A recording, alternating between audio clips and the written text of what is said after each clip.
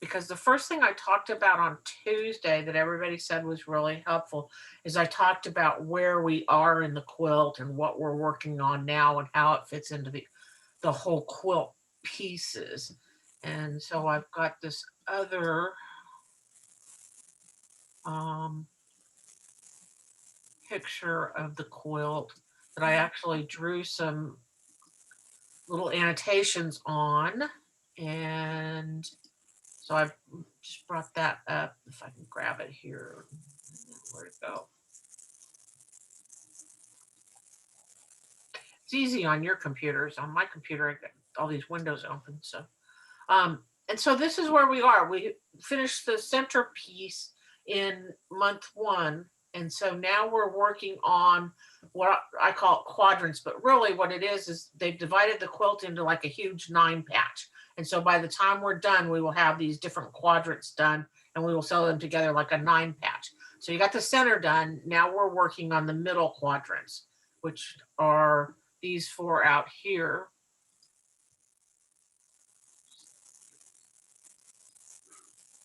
Okay, so we're working on these quadrants right here.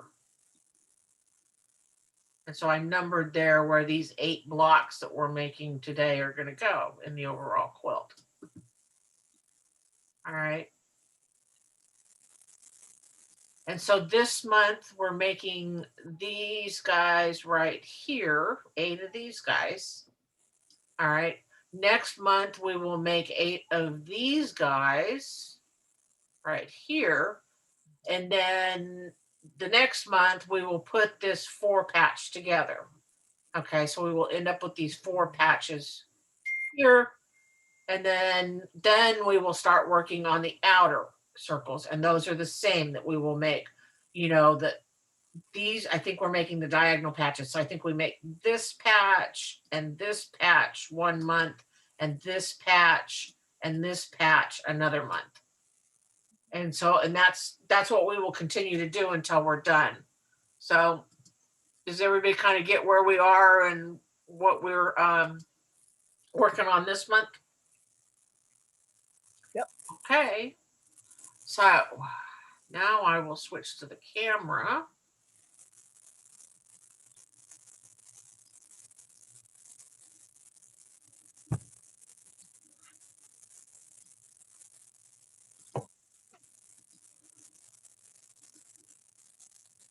Okay. So there's the block that we've got for this month. And this is one that's been completed. And this is where you're going to start to see the curve edge. Do you see? You can follow this curve right here. And that's what's going to create the curve that you saw on the quilt. And it's an interesting way. This is the first time I've done a curvy log cabin. Has anybody else done the curvy log cabin block? Yeah, this is the first time I had done it, and I thought it was really interesting once it came together because you really do see this curvature. And so we're doing all the dark fabrics basically up in this side and the lighter fabrics down here. What makes it curve is that these are small strips and these are wider strips. These are like 1 1/4 inch strips, and these are 2 inch strips. Okay, and that causes your centerpiece of this square to end up in this corner more. Okay, and so that's what, and then as we build this, what your main point that you want to keep straight is this diagonal line that runs through these 2 inch squares right here and all the way up to that corner. Okay, and if you keep that diagonal line straight, your blocks are going to come out better. Every single one of my blocks wanted to kind of wonk, and it kind of wanted to twist a little bit. And so that was, and that's why I really had to work at making sure that diagonal line was maintained. If I had just squared blocks without checking that diagonal line, I really would have been off when I finished the block. And so that's what we're going to focus on this month. And so to do this block, you have all your little pieces. And I sent out a second email that talked about how to make this little tiny piece right here. Okay. because this was a 1 1/4 inch strip, and this is a 1 1/4 inch strip. Make sure I'm saying that right. This and this are 1 1/4 inch strips. And if you had cut those into 1 1/4 inch squares, you'd have had 8 of them to sew together, and they were really tiny. So what I had done is I did a 1 1/4 inch strip that was 10 inches long, and a 1 1/4 inch, another 1 1/4 inch strip that was 10 inches long. So those two together, and then cut it into 1 3/4 by 2 inch pieces. And it made it so much easier than trying to fight with those little tiny squares. Um, and then once I got that done, then I could sew my other 2 inch 2 inch by 1 1/4 inch piece onto it. That came up to a square. And then you're just doing a 4 patch. Okay. That's all that center block is basically a 4 patch. And this is a 3 patch, and then you take that 3 patch and you sew it with these other squares, and you come out with a 4 patch. Does that make sense? Okay. So then you're just adding strips on, and you start with the smaller strips. So this is where I added the first one on, is you start with the smaller strips. And you can kind of tell that if you've got the right size strip, because they really do fit together.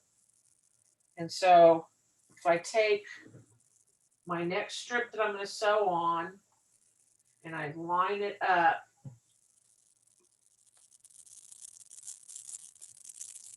against this, it's going to match. Okay.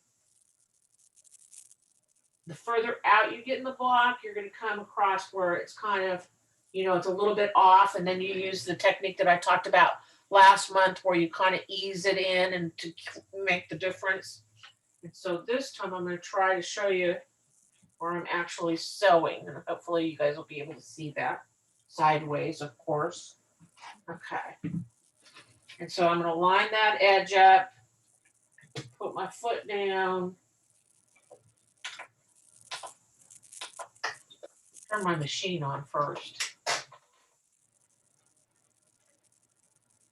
Now this one just happens to line up perfectly. So I'm just going to sew it.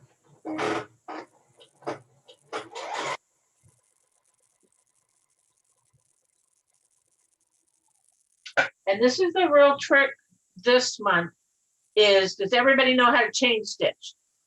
Because man, you go through, what I would do is I would repeat that 8 times to sew on all of the same strips on all 8 of the blocks. And then I'm going to go and I'm going to sew another strip on. But all I'm going to do right now is come back and show you that this strip is now sewn on. And that looks crooked. Did I go crooked here? Oh, I did go crooked. Sorry, I'm going to rip. My fabric folded under on me, so.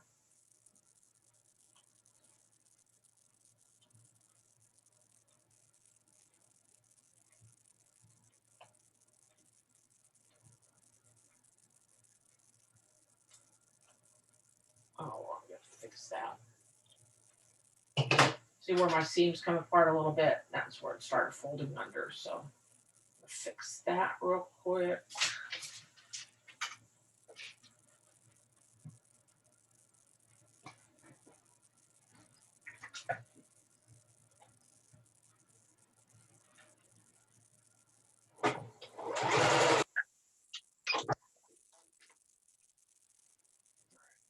Fold this back, unfold my fabric and make sure it lays flat.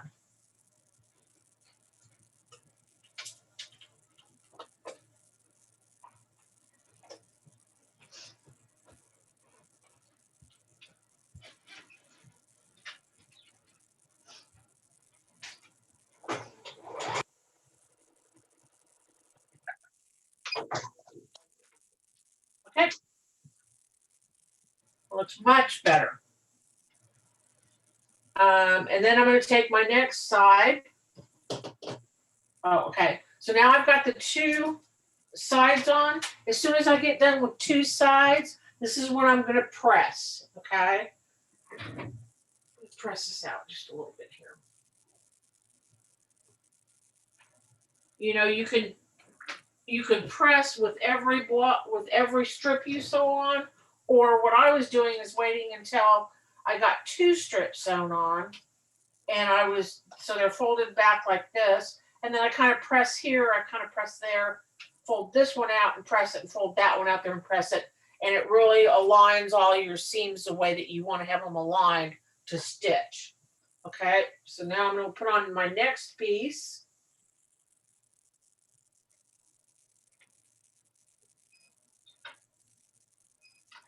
I'm going to line up the edges, which match perfectly, because this is a seam that I had to rip out. So I'm just re-sewing it now. The block had already been trimmed.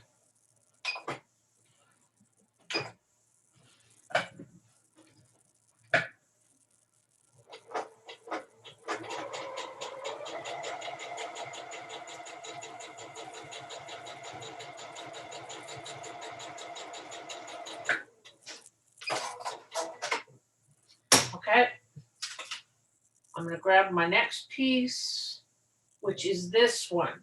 Now, this is the only seam that you have to match here, and I want to make sure you guys can see this. This is where you're going to lock your seams. And so you're going to press this seam that you just sewed down, and then you're going to put this one and press the seam up, and you're going to nest those 2 seams. Okay? And you can feel when you've got them nested that they're close, all right?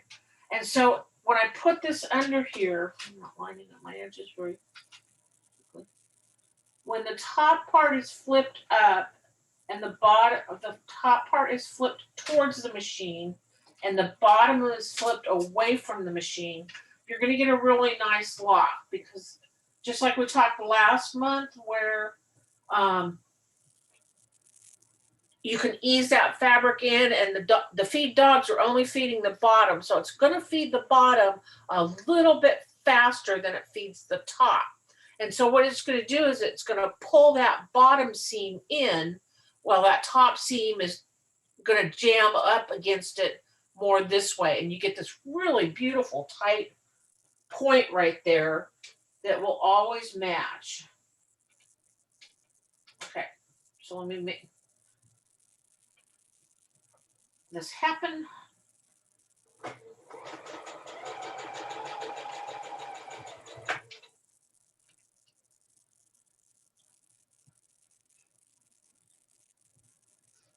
Come on.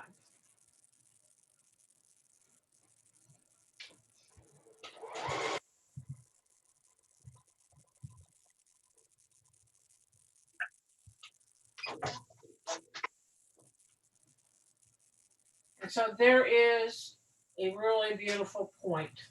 Can you see that? And so that's the best way. You know, you will get, as you improve, you'll get to the point where it really doesn't matter whether the seam, which way the seam's lying. You're good at knowing when your seams are really nested. But when you start quilting, if you can fold it, or if you can press it so that the seam that is on top is facing towards, is pressed towards the machine, and the piece that's on the bottom is pressed away from the machine, you're going to get a much better match on your corners.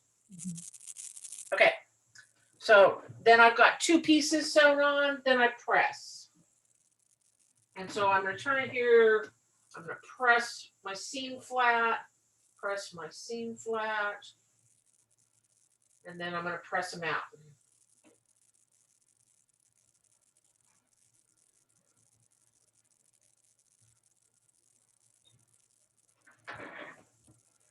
Okay. And so again, then it's going to go back over here. Andy, that's twisted, isn't it? Huh? Your white strips are twisted, aren't they? Oh yeah, I sewed them on totally wrong, didn't I? Okay, so we're going to rip it out a 3rd time. Thank you. You know, I did the exact same thing in the Tuesday class, and no one noticed. And so I got in this morning to set up for this class, and I was looking at it going, wait a second, that's wrong. Okay, so I'm going to rip this out. So I'm going to stop talking about now because you guys can go sew. We can make up our little blocks. Make up your little blocks and get that done. Okay. And then if you need me to show you again how it's done, let me know. Okay. But you're right, I got this sewn on totally wrong. I do it all the time. I know. Yeah, trust me. Yeah, it will happen to you. And that's because then it's just sewing them around in that circle again Mhm. as you go out. Every time that I get 4 pieces sewn on, I stop and I trim. And so as soon as I get this corrected, I'll come back on and uh, show you the trim.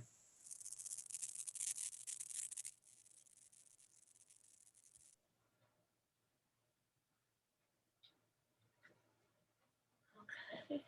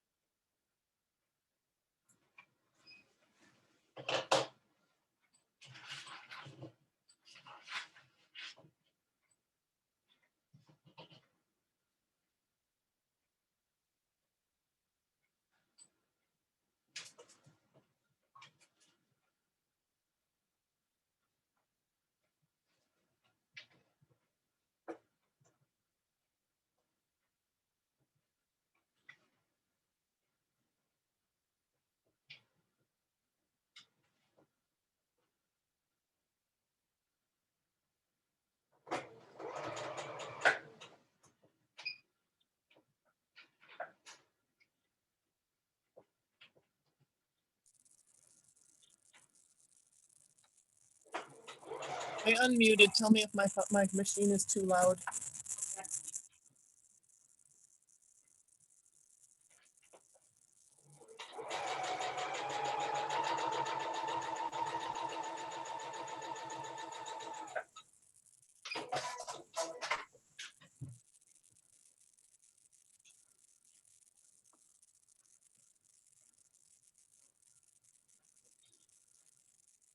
Okay, why didn't it sew up there?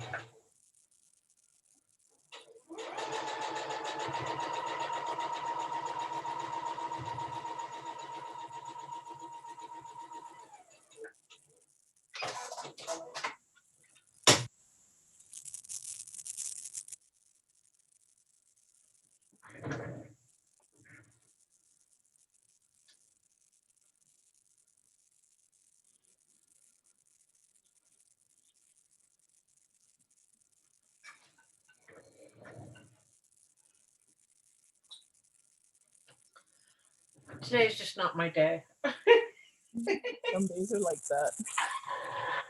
I just did the same exact thing I'd done before. Oh no. Oh no. You would think that I would pay attention. I did it this morning. I had blocks all go in the wrong direction. I'm like, oops. Beamer Well, my friend yeah. makes me look better because I use it a lot.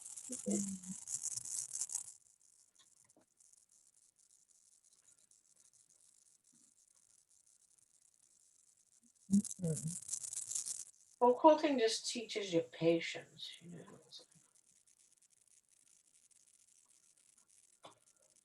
You can practice it. Hey, patience and all. Yeah. Well, I just displayed no patience because I threw my block. I didn't mean to do that. Like, come on, Tammy. It's only because you're on display. Yeah. That's the prime time when you do things wrong, Exactly. I find.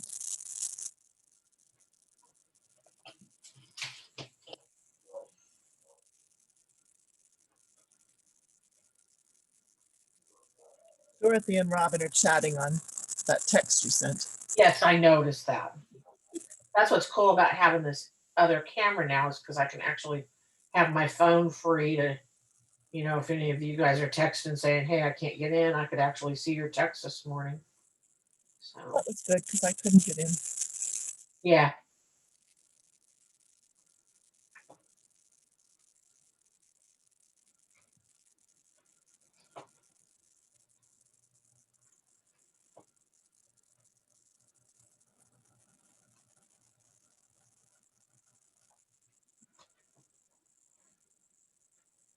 Mhm.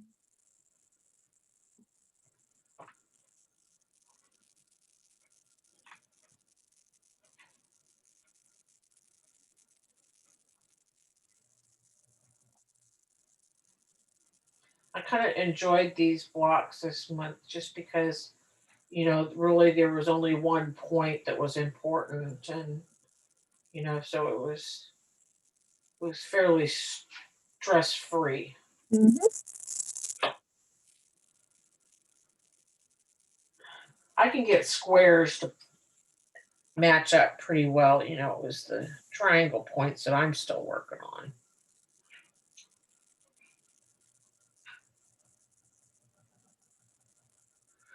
So I'm determined that my next set of bear paw points are all going to be perfect. Yes, they will. Now let me put this piece on the right side.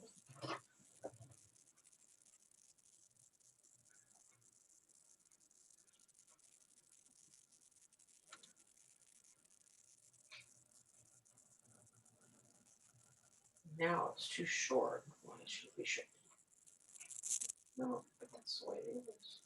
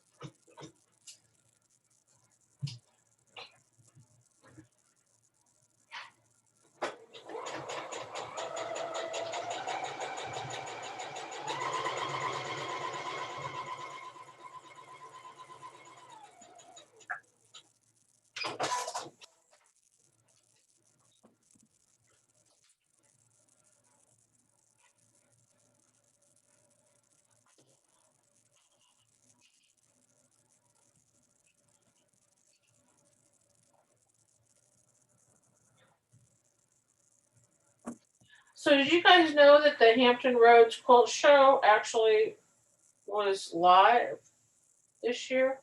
I think I read that. Yeah. Yeah.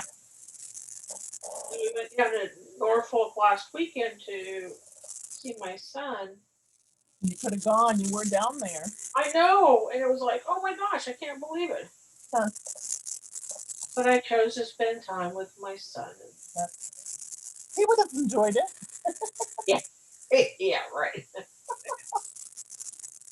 You know, every time I ask him, hey, Brian, can you help me out today? He's like, does it involve fabric? I know Tommy met me one time when we were working at the Fredericksburg one, and he came in and he was like, wow, this is really cool. Can you walk me around? And I'm like, sure. It was toward the end, so they didn't charge him. He was bringing me something. I don't remember what.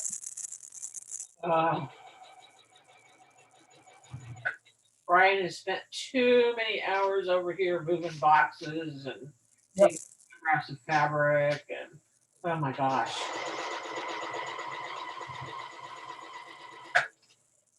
I miss having them home. They always had good color sense when I'd ask them a question. Yeah. Come look at this. Tell me what you think. I still do that when they're home, but that's not often. Well, see, I would, but my husband's like, oh, it's fine to me. You know, when it's like, no. Yeah, well, that's why I don't ask him. My husband. He says everything looks great. And I'm like, it's really nice, honey, but I'm looking for help. I'm looking for critiques, not for Yeah. Well, my kids, all three of them have really good color sense. Oh, that's awesome. Yeah, I don't know why. Well, because you do. No. Really good at color sense. Laura does. Okay, this is a little crooked. Where's my crookedness? I love it. That's my favorite part of quilting is to put colors together. Okay. So does that look right now? Let me see. Yes. Oh, yay. Yes. Okay. That's the center little square. That's where I was like, is that right? Yes. Yeah. Because I haven't gotten to that part yet. I'm working on making my little squares perfect. The one thing I forgot to bring in today was my ruler.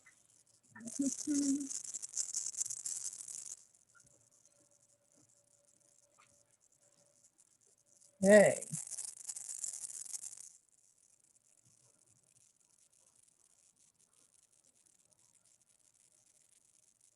It's a little off also.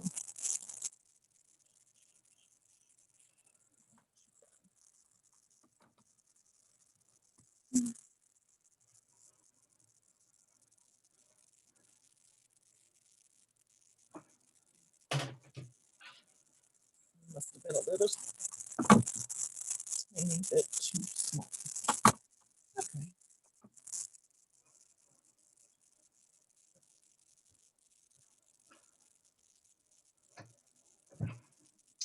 Okay, so if everybody wants to watch here, I'm going to talk about the squaring and the diagonal line. And again, I only squared every 4 pieces of fabric I sewed on. So I would sew all the way around and then I would square up. And does everybody know how to use their ruler to square up? Because I actually found out that one person in Tuesday's class didn't know how to do that. And so she was really struggling until we explained how she's going to be. Okay, now the trick to this is that if you look at your pattern, you will be able to tell what size your finished square should be after 4 sides by looking at the length of the next piece of fabric you're going to sew on. And so the next piece of fabric I'm going to sew on is, little guys, they're over here, is my C piece on the short side. Okay, so the next piece I sew on is going to be this piece right here. So this piece, according to the pattern, needs to be 5 3/4 inch long. So my block should be 5 3/4 inch square. Okay. Mhm. And if you trim each time to the length of the next block, it really works out. And so then I'm gonna take and I'm gonna put my ruler on here. And I am going to line up my diagonal line through the points at the end of the square, through these two little points, through that point, and then to the end of the square. And I'm gonna make sure that alignment's really good. Then I'm gonna look to see, okay, oops, I'm a little bit short over on this side here because it needs to be 5 3/4 inch. All right, I'm okay when I get down to here. This needs to be 5 3/4 inch, and I'm pretty well spot on right there, okay? And so once I do that, then I'm gonna say, do I need to trim anything here and here? And because I'm short right here, I'm gonna kind of move this up a little bit, but I'm moving it on the diagonal, all right? So that I'm keeping my diagonal really straight. Now I'm coming out to 5 3/4 on each side. Mhm. All right.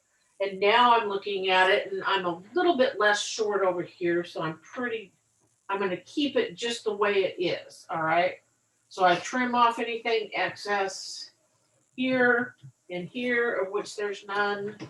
Then I'm going to turn my block 2 times. All right. So the end that used to be up here is now down here. I'm going to line this up again on the diagonal first.